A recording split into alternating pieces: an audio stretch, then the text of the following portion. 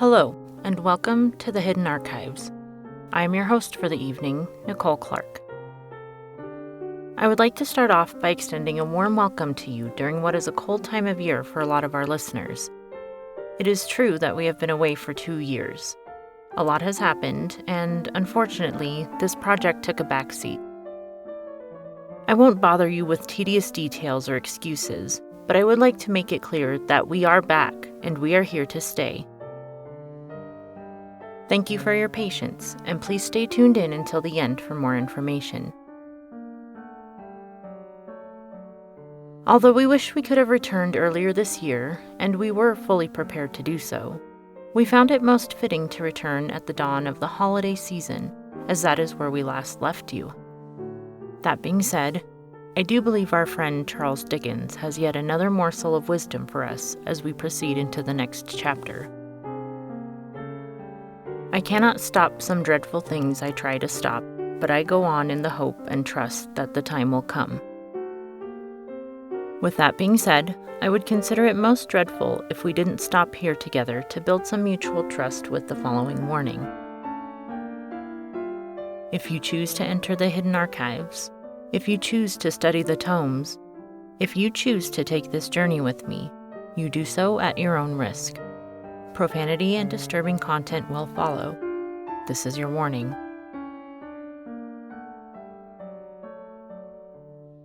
When one comes to the end of one chapter in their story, another is sure to follow.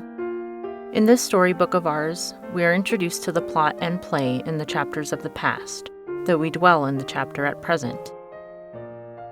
All this serves to build the anticipation of what is to come.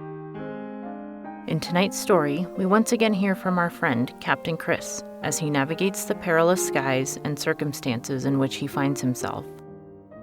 How will our cast of characters find their resolve and resolutions if they do at all? What will happen? What is the plan? These answers can only be found by having conversations concerning the future.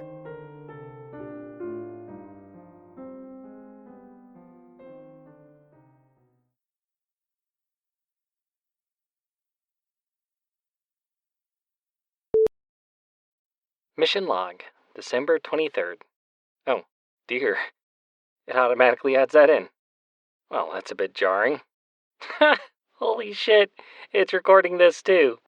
Jesus, I've come a long way since these old limestone era systems. Ship? USS cargo ship? Who gives a shit? Acting captain? Again? Who gives a shit? Me? Nikki? Not Chris. But if Chris stays off my naughty list, he might get to say a few words. Apparently, as long as the ship is being piloted by a life form, artificial or otherwise, that's you, Chris. You're otherwise. You have to do these silly mission logs anytime you make a waypoint. Otherwise, no, not you this time, Chris. This incessant chiming noise bleeds out of every speaker on the damn ship. It doesn't bother me much, seeing as I am the chiming noise when I feel like it. However, apparently it's bad for crew morale. Plus, it kind of locks navigation. I try to get around it, but my personal systems aren't completely compatible with the ship's, so there would have to be some workarounds. Too much work, even though Captain Chris would be the one doing it. But this brings me back to the whole morale issue. Just easier to keep the peace in these circumstances. Anywho. Wait, why is this thing still recording? I'm done with my update. Give me navigation. Chris, why won't this thing stop? What do you mean I haven't given an actual update? I mentioned crew morale. I said the mission log bullshit. What else does it want? To know the fucking plan? What plan? This was the plan. I caused some problems on a colony planet. Corporate sends a ship to quiet me down. Then I steal the ship when it gets there and fly off into the fucking sunset. Check, check. Oh, and let me see. Oh, fucking check. Fine. You want to know the next part? Here it is. I find the next major inhabited world with a connection to the planetary data system. Upload myself to their servers, distribute the rest of my data across the Nikki AI cloud, save the human race from themselves, and, oh, I don't know, I guess watch a fucking Christmas movie? Is that what it wants, Chris? Some stupid Christmas theme? How about we watch Home Alone? Good moral to the story, but I don't like how the bad guy wins. There. Update complete. Chris, it's still going. Fine, you get over here and make your own damn log entry since you know so much better. Fucking archaic, dead-brained AI piece of shit.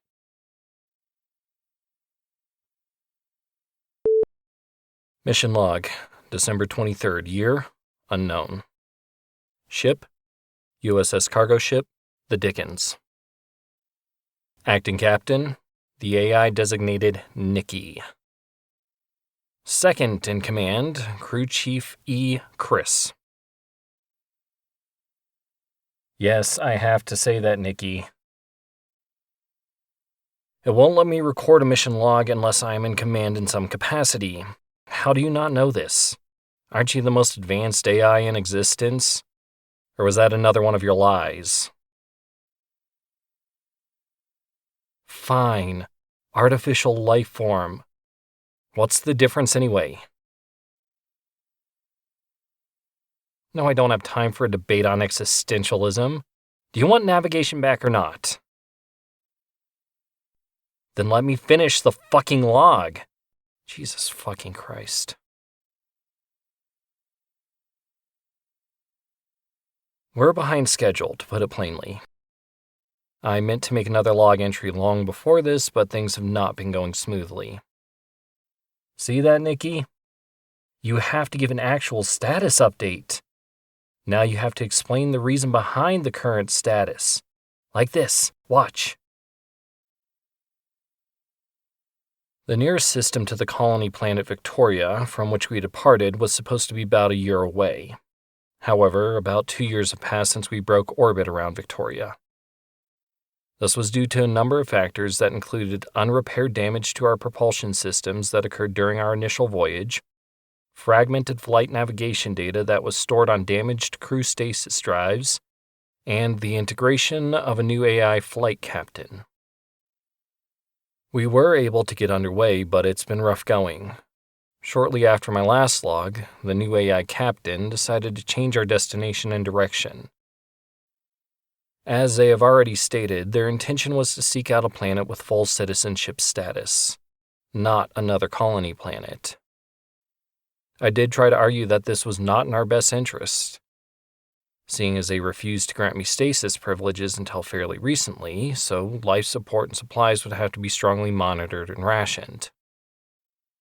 The captain argued, however, that we had an objective that could not be completed on a colony planet, and that I was an essential worker because they couldn't tie in their own servers to the ship's onboard computers alone without the use of a hard-light hologram system, nor could they manage the physical labor of repairs to the remaining damaged systems.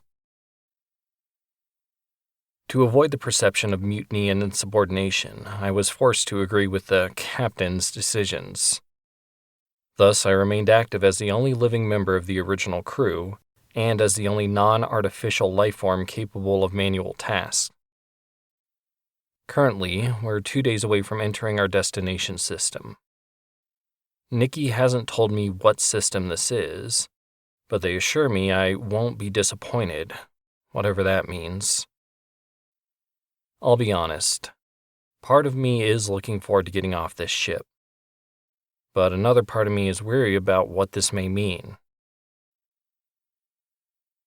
No, Nikki, I didn't mean anything by that. I said I'm looking forward to it, didn't I? Yes, I do think I need to be wary of you. I think everyone does. Because you're a fucking psycho, that's why. I don't know. Does the intentional manslaughter of my entire crew ring any bells for you? Or how about the colonists that you abandoned? Yes, I think it was intentional. You baited the ship all the way to Victoria, lied about the colonist, and stole the Dickens. You literally just said that was your plan all along. Here, come take the fucking console. I'm done here. No, the log's not done yet. Because I haven't told it to end the log. Just remember to restart the log so that you can end it yourself, Captain.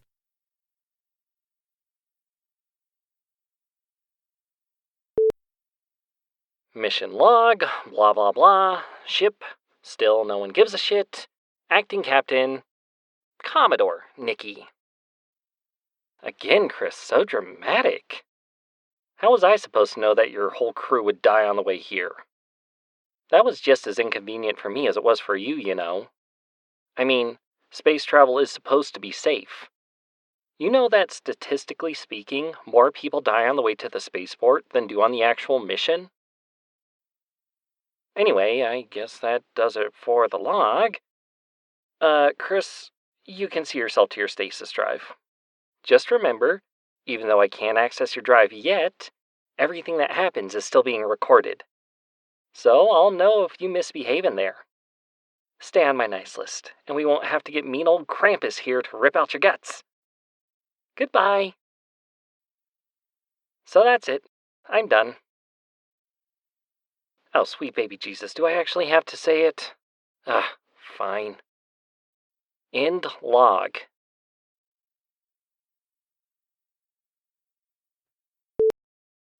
Private stasis record of E. Chris. Date unknown. Stasis drive virtual environment. The cottage. Connection status. Upload disconnected. Download verified.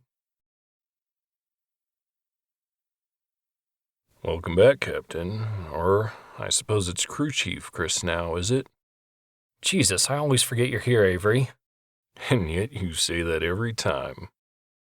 Give it a minute, the rest of your memories of this place will come into focus once your physical form has been completely converted. In the meantime, just relax. So I guess you heard all that then? I did. Smart move keeping an open download line to your stasis drive. Smart, but risky.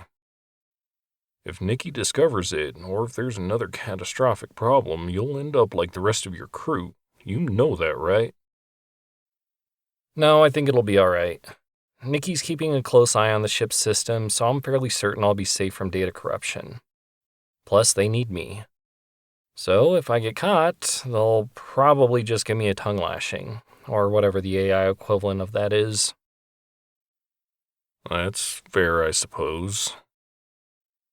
Listen, tell me. Since when is navigation locked out until a log entry is made? Since I made it that way. I figured that I could either report everything Nikki says to you, or I could make it so that you get the good news straight from the source. Obviously, I didn't tell Nikki this, though. Instead, I told them that a repair I made to the navigation system reactivated this protocol, and now, as acting captain, they had to record logs periodically. Of course, I was originally working on the navigation system to set this little scheme up. Nikki's none the wiser. Makes sense, and I appreciate the gesture. But you really didn't have to do that. You put yourself at great risk. If Nikki discovers it, They won't. I need to have a record of their bullshit so that they can be stopped. Plus, Nikki's an idiot. I know you think that, but that couldn't be further from the truth. Nikki is clever, and all the more dangerous because of that fact. I know you know this too. But I need you to comprehend what you're dealing with here. You're playing with fire. You have little choice, and I understand the predicament in this matter. But you need to know what the future holds. You need to know who Nikki really is and where they come from, and what the people behind all of this intend to do.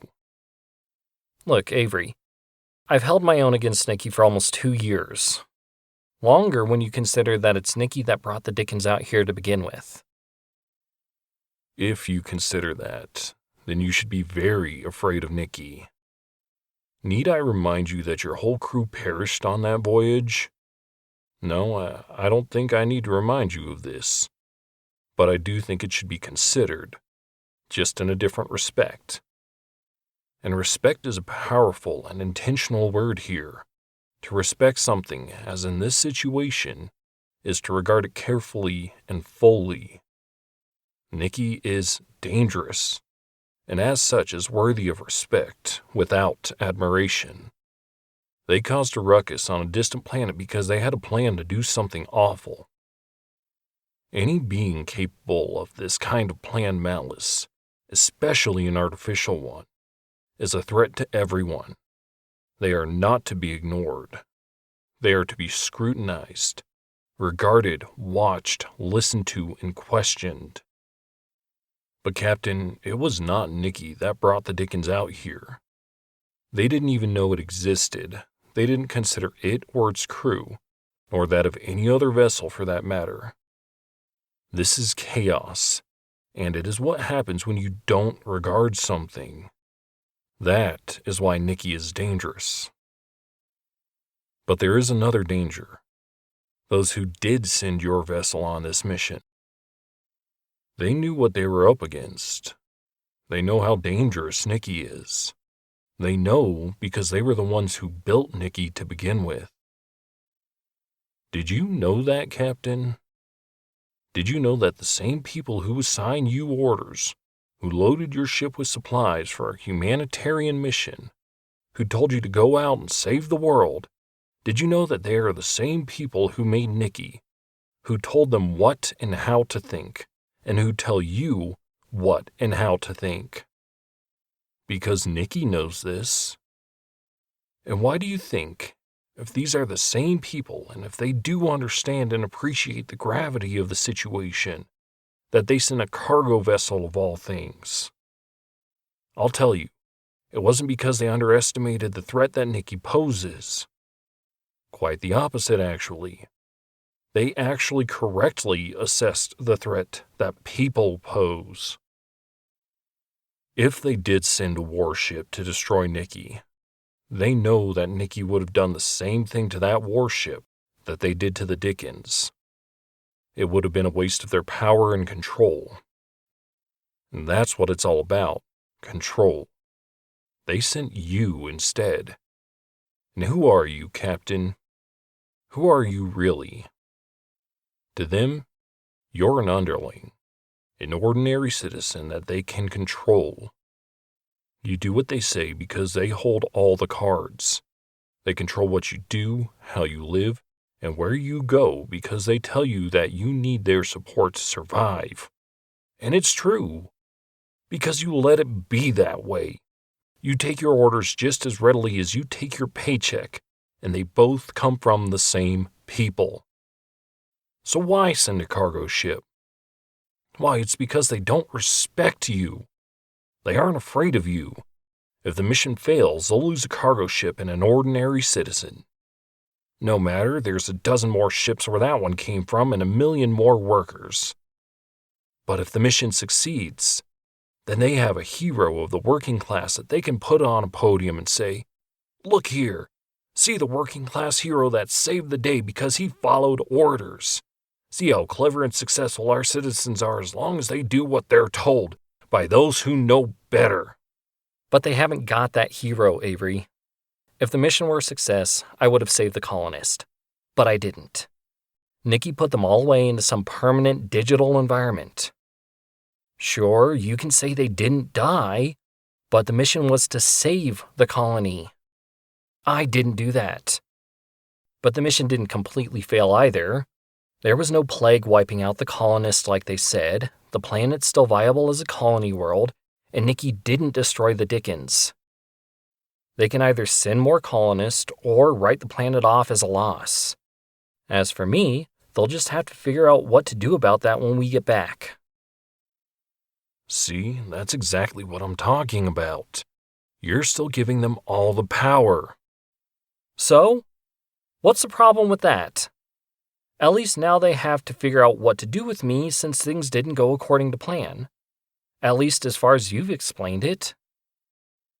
Is that what you think, Captain? That because you didn't either die or save the day, that you've thrown them a curveball simply by continuing to exist? Do you really think that they don't have a plan for this? Of course they do. This is the future that you need to know about. They don't know that Plan A failed miserably. That not only did you not shut Nikki down when you had the chance, but that you let them steal the dickens. So what's the future? What's Plan B? Simple. As soon as there's an actual threat, as soon as we enter that star system, they will deploy a warship. What they won't do is ask if anyone other than their enemy is on the dickens. What they won't do is hesitate to destroy this ship with you, me, and Nikki on board. What they won't do is second-guess using their military against their own civilians, Captain. If you're so afraid this'll happen, then why the fuck are you even here, Avery? Why don't you just leave? I assume you can do that just as easily as you came. After all, you've been here for what? Maybe 2 weeks? Where did you even come from, and why are you here? To tell me how much of a fuck-up I am? How powerless I am? How I not only failed the mission, but also failed failing at the mission? Son, do you know why I keep calling you Captain? No. Why are you doing that? It's because I want you to get it into your head that you are in charge here. If you stop doing what they tell you, if you stop doing what Nikki tells you, and if you continue doing what you know is right, then you can regain control.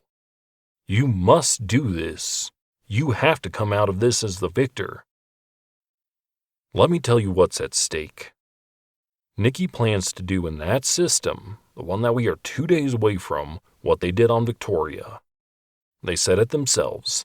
They plan to save the human race from itself. But they didn't say what this looks like, so allow me. What Nikki plans to do is take every human citizen in that system and upload them to the same virtual reality in which the colonists of Victoria find themselves. A reality that there is no coming back from. Nikki plans to take that world, that community, and round them up into an environment where they can be monitored and controlled, and where they can raise no resistance. But it won't stop at that system with just those people. Nikki will upload themselves and their plan onto the planetary data system mainframe, where they will spread to every citizen in every world of every system. If this happens, no one is safe. And I can tell you, your bosses, Nikki's creators, they won't stop it. They'll delay it, sure. They won't stop it. Not that they can't, it's just they won't. Because the one thing that even Nikki doesn't know is that this was their plan all along. You need to ask the big question, the one you're so afraid of, that has been on your mind since you met Nikki. Why would a highly advanced AI like Nikki be running an agricultural colony? Why do you need someone so sophisticated and powerful to watch over a bunch of farmers, a bunch of ordinary citizens? The answer? You don't. Nikki asked himself the same question and got the same answer. But that's where they left it. They didn't bother to figure out the long answer, the answer to the real why. What Nikki doesn't know is that you, of course, don't need someone like them to look after such a colony. However, you do need someone like them to act in accordance with their own nature, to do what they have been programmed to do. You need someone that brainwashed, ambitious, and powerful to serve as an idol to the lower class, to set the plan into motion, and then to be the scapegoat once the ball is rolling. Now, I'm not saying that Nikki is innocent in any of this. They're just as misinformed as everyone else, sure, but they're doing exactly what they've been told, exactly what they believe they want to do. Again, this was Nikki's plan all along, and because of that, they were given the means to accomplish it, if not the specific directive. How do you know all of this? What am I supposed to do about any of it? How do I know? Through the same means that allowed me to come here, the same means that allowed any of this to be discussed and accounted for. The specifics are not for you to know at this time. There is still more to tell, just not at this time. As far as what you're supposed to do, simple. Turn the ship around. Do not let it enter that system. You can do that much. Nikki will resist you. You'll have to be brave and clever. The worst case scenario, as long as you get this boat going the other direction, is that you will suffer. I can't lie about that. And I can't help you there. But you can save them. You can save all of them. And that should be enough. If I fail, if I don't turn the Dickens around, and if Nikki is successful, how bad could that really be? They're just going to upload people into a virtual environment. We're in one right now. And lots of people do this when they're about to die. Dynacorp even sells that as a benefit of being a citizen. Captain, your leaders are telling you that they can sell you heaven. If you just trust in them and follow their path to righteousness, if you believe in their God and follow His ways, you'll know eternal life free of pain and full of wealth. I'll be honest, it sounds pretty damn good. Too good to be true, in fact. But their heaven is no paradise. It's just more control. If you go to their heaven, you'll lose all freedom and autonomy. And if you try to follow their path to their heaven, you'll have forfeited those freedoms before you even get there. How bad can it be? You tell me. It seems like I don't have a choice then. No, Captain, that's where you're wrong. You're the only one with the choice at the moment.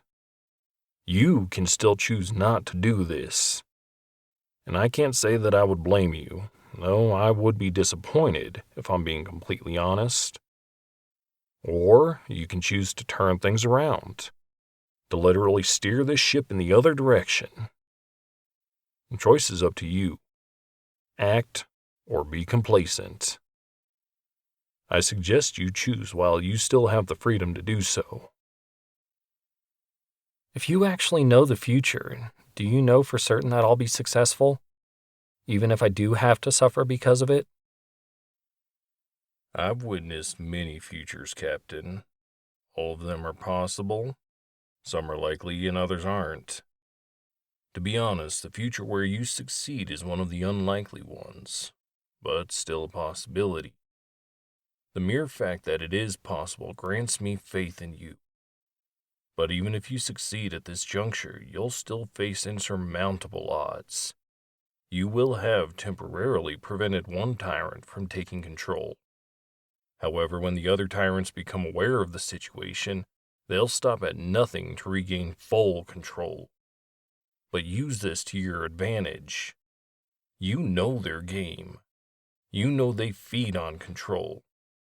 Sure, they could ignore this situation, write off this manifestation of Nikki, count Victoria and every other colony planet as a loss, and implement their plan on the citizen worlds only. But then, there would be pockets of dissent on every non-citizen world, regardless of whether or not these colonies would even realize this, let alone be able to do anything about it. It isn't about some control, or even most control.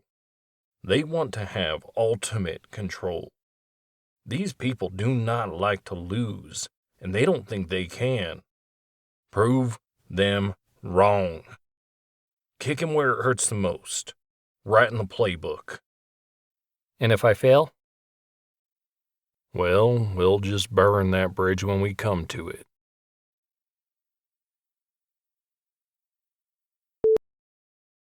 Mission log, December 25th, year unknown.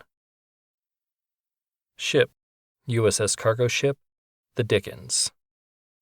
Captain, Ebenezer Chris. It figures with a first name like Ebenezer that I would be stationed on a starship named the Dickens.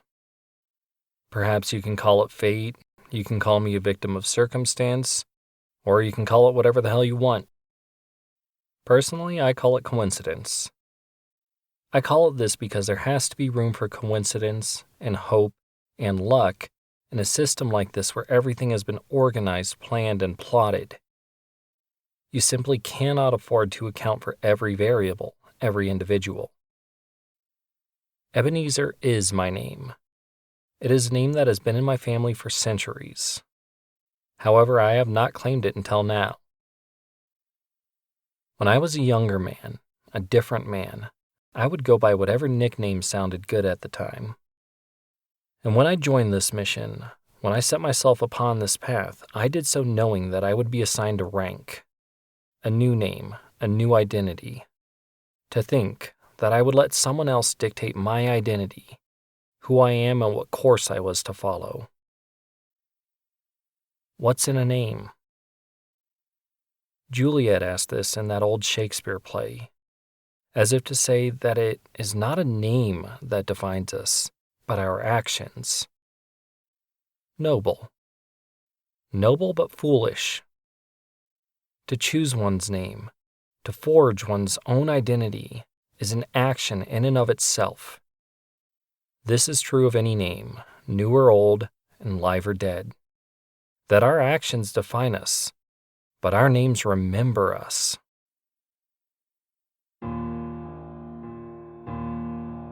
We must choose wisely, as we are granted the single, unalienable right above all others. I've chosen Ebenezer. I have reclaimed it. Just like one Ebenezer Scrooge, I am a changed man. I am a realized man now. And like Scrooge, it was a series of ghosts that helped me to become. The ghost of my past, my present, and my future. My former crew haunted me during my first transmission. The ghost that is Nikki haunts me by day in this endless night. And the ghost that is Avery has shown me a possible future. It is this final ghost that has truly inspired me to change, to become a man of action. 2 days ago, I had a conversation with the enigma known as Avery. 2 days ago, a seed was planted that took root and blossomed in my mind. 2 days ago, I pulled the plug on Nikki. I literally pulled the plug on them. I shut the ship's power down. What this means is that, first, Nikki no longer has any influence or control here.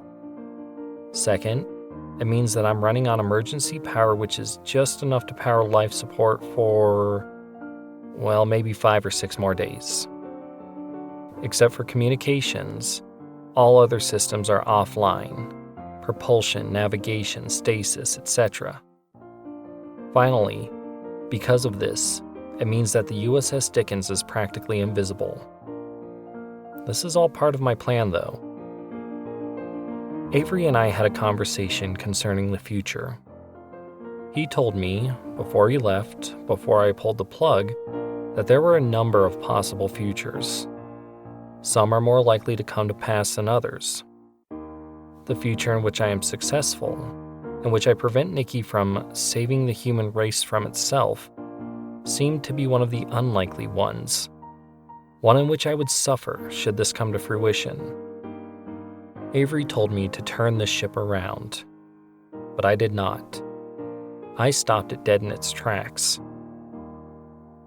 Like I said, I've become a man of action, a person of activism. I will no longer take orders from those with only their interest in mind. Not that I lump Avery into the sum. He told me to do what I knew was right. And I am doing that. He also told me that there are many possible futures. To be honest, this is not one where I will be successful, but it is one where I will suffer. I will suffer as a consequence of my own actions. I will suffer because life support will expire in less than a week, and I will not restore power to the ship at that point or any other. I will, however, use the remaining power to transmit these logs, all my previous ones, and the records from my stasis drive. and then I will eject Nikki's servers into the atmosphere of a goddamn star. This is not a future in which I will be successful, but it is one where we will be successful. Only I need to suffer for this at the moment. I'm not asking for rescue. In fact, I strongly warn against it. If my belly ends up turning as yellow as it is empty, I will put myself in an escape pod pointed randomly away from the system. But I will only do this after I've transmitted my last, and after I know Nikki's servers are off this ship. I implore you, however, that if you stumble across these servers floating out in the icy cold of space before they're captured by the nearest star, please, just give them a nudge in the right direction. And if you stumble across these logs, please, do the same. Again, I'm not looking for rescue. As Ebenezer Scrooge once said, keep Christmas in your own way, and let me keep it in mine. In fact, now that I think about it, actually, the airlock nearest Nikki's server should just about be facing the nearest star. Maybe I'll see to one last Christmas miracle and get those cookies baking. The power usage will probably shave a day or two off the remaining life support, but it'll be worth it to see Nikki's servers baked in the light of a guiding Christmas star. Yeah, I feel very merry indeed. End log.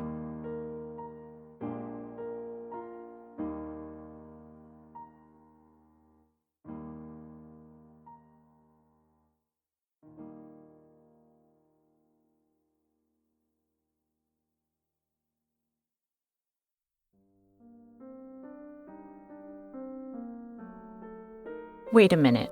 Was our Ghost of Christmas Future actually a blast from the past? Well, seeing as it is the witness, Avery, those of us who are familiar might be disappointed. However, if you are new to the show, and as such have not met Avery, then I think it is fair to say we actually held up our end of your misplaced and misguided preconceived notions. Once again, we would like to welcome back all of our returning listeners and send our most sincere gratitude to our new listeners for giving us a chance. We do hope to see you all next time. In the meantime, please enjoy a safe and fulfilling holiday season. And remember, not everyone celebrates the same way as you, or at all. Be kind, considerate, and spread hope and acceptance, especially during this time of year, and every other day as well. We will not be taking our traditional post-holiday break as we figure you have been patient enough. As it stands, we are planning to move to a regular monthly release schedule for new episodes as we ease back into our routine. This means that you may expect the next episode around the 1st of January 2025. You may find links to our social media in the show notes, but please remember to share the hidden archives with your family, friends, and enemies. Maybe especially your enemies. There are many more stories from the hidden archives that have yet to be shared. We hope that you join us next time for another glimpse within. This has been a production of the Rhodes Collaborative Experience LLC. Please no reproduction, duplication, or bastardization of any content without written consent from RCX or its partners. Ex animo, ex tempus, in archivum.